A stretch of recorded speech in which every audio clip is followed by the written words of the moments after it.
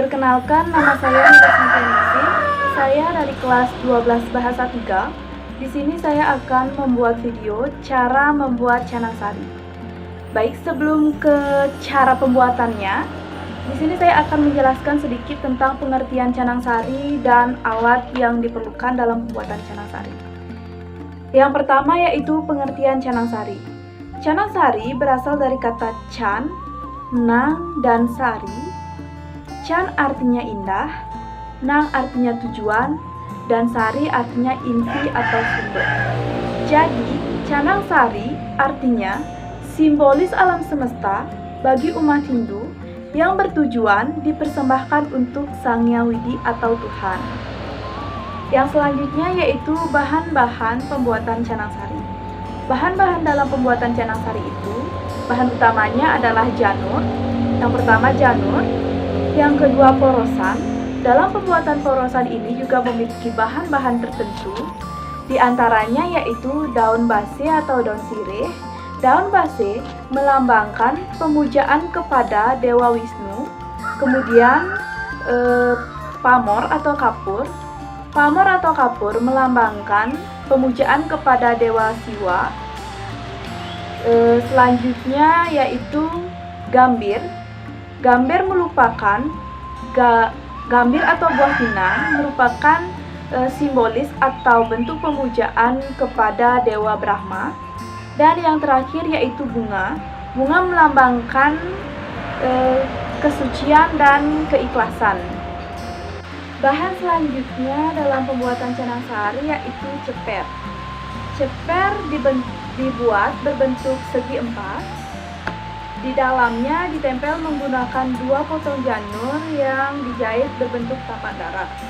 Keempat sisi ceper tersebut melambangkan bentuk angga sarira, di antaranya yaitu Panca Mahabhuta, Panca Tanmadra, Panca Budindriya, dan Panca Kamendriya. Bahan selanjutnya yaitu beras. Beras atau wija melambangkan Sang Hyang Atma yang membuat badan kita menjadi hidup, melambangkan benih awal kehidupan yang bersumber dari ide Sang Hyang Widi dalam bentuk Atma. Bahan selanjutnya yaitu sampean uresari. Sampean uresari umumnya dibuat berbentuk bundar yang dibuat atau dijahit seindah mungkin dengan menggunakan 8 ruas helai daun janur atau busung.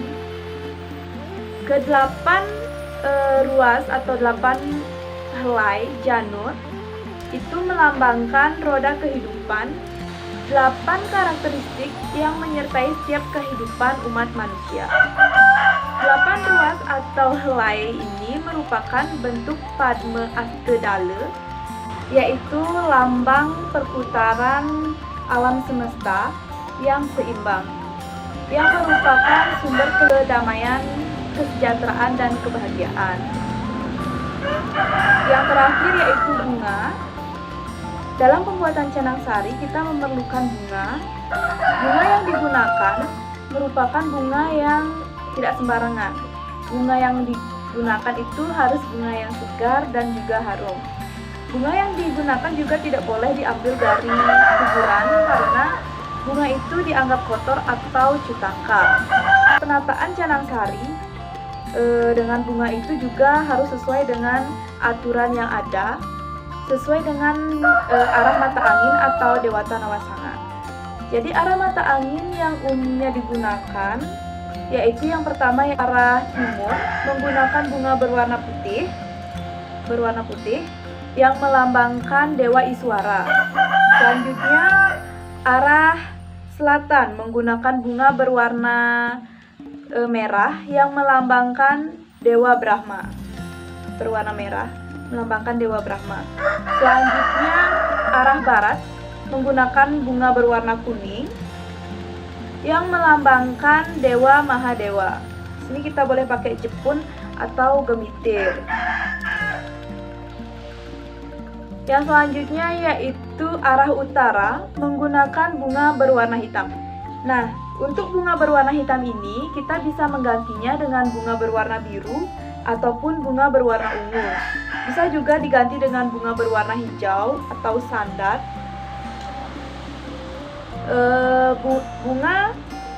Bunga berwarna hitam ini atau kita ganti dengan biru sesuai arah utara itu melambangkan Dewa Wisnu. Dan yang terakhir yaitu bagian tengah. Bagian tengah biasanya menggunakan pandanarum atau kembang rampe yang disebut dengan pancawarna melambangkan Dewa Siwa. Baik, itulah tadi penjelasan tentang canang sari beserta bahan-bahan yang kita gunakan untuk membuat canang sari. Sekarang marilah kita langsung menuju ke cara pembuatannya.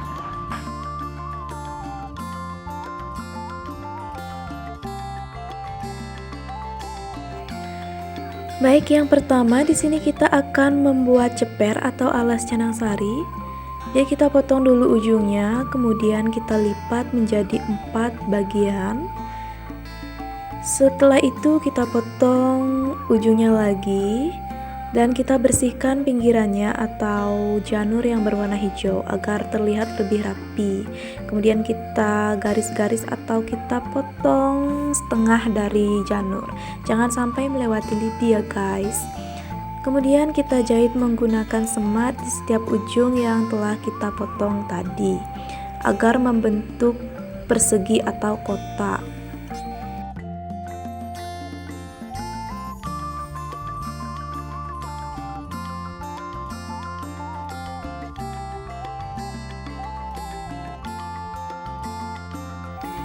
Setelah itu kita lanjut potong lagi 2 janur yang akan kita jadikan sebagai alas yang kita jahit di tengah-tengah ceper, dimana di awal video dijelaskan dijahit berbentuk tapak darah.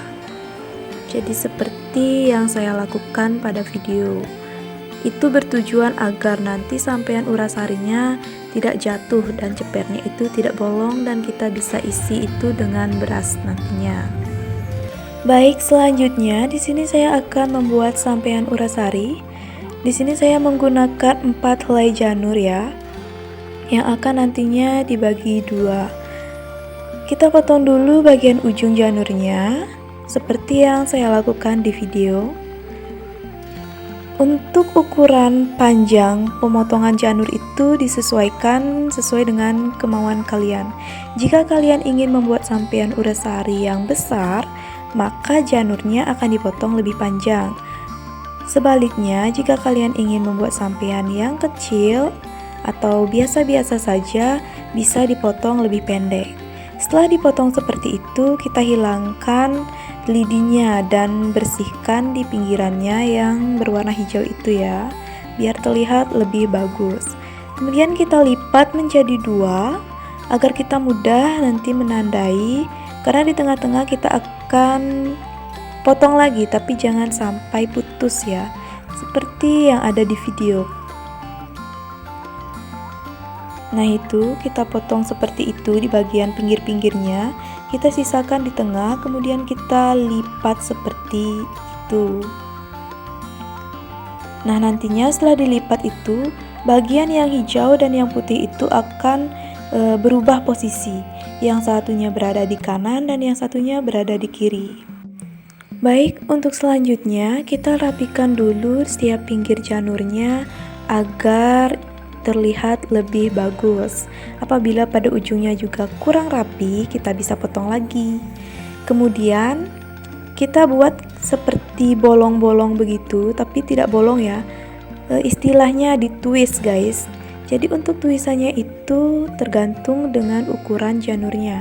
Apabila janurnya besar atau lebar, kita bisa buat 5 tulisan seperti yang saya lakukan. Tapi jika janurnya kurang lebar, bisa dibuat 3 atau 4 saja. Penulisan itu bertujuan agar nanti pada saat penjahitan sampean uras sari, sampeannya menjadi gempuk atau mengembang. Kita lihat hasilnya nanti setelah selesai dijahit. Oke, langkah selanjutnya cukup dengan cara dijahit seperti itu sampai selesai. Cara jahitnya bebas dari arah mana saja, sesuai dengan kemampuan kalian, lebih gampang ke arah kiri atau kanan. Yang penting caranya itu benar.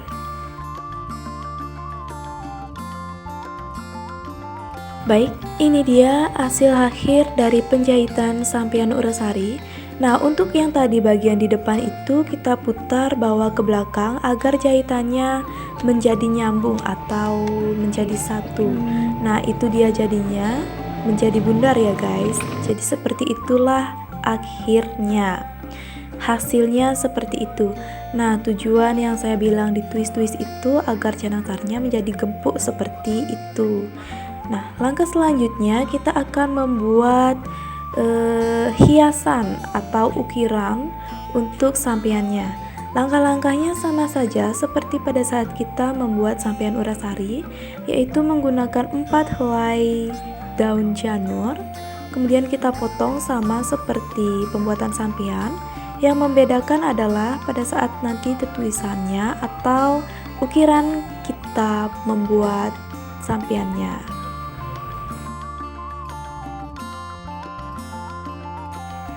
Nah, untuk tulisan ukiran pada sampian Urasarinya bisa disesuaikan dengan kemauan kalian atau keinginan kalian ya teman-teman. Di sini saya buat seperti yang saya lakukan di video. Untuk ukir-ukirannya kita buat 2 di sebelah sisi kanan dan sisi kiri. Kemudian kita hilangkan di bagian tengah-tengahnya. Kalian lakukan ini dengan cara pelan-pelan ya, agar janurnya tidak putus nantinya. Karena bisa saja janurnya putus karena kita terlalu kecil membuat gelenteran ukirannya. Untuk cara penjahitannya sama seperti caranya kita menjahit sampian Urasari, yaitu berbentuk lingkaran dan sama-sama diiseh juga. Lakukan langkah yang sama hingga tutuesannya habis dan membentuk lingkaran.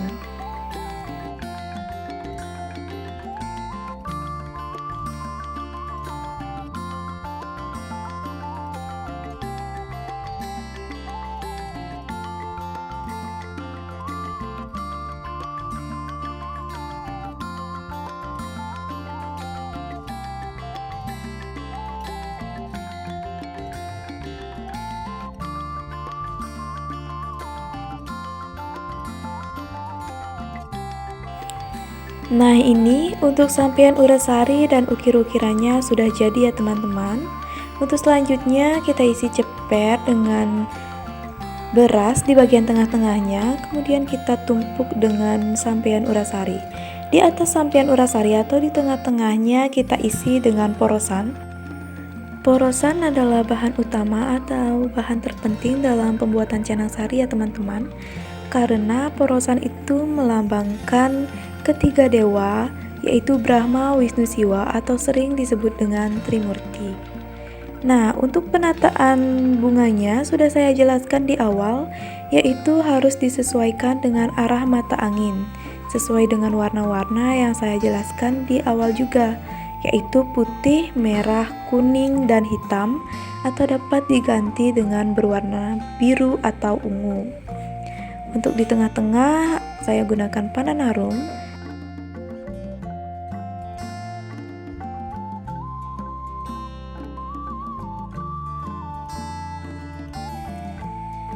Nah, ini proses pemotongan pandan harum ya. Jadi untuk pandan harumnya atau kembang rampingnya dipotong-potong kecil seperti itu. Kemudian kita isi di bagian tengah canang sari.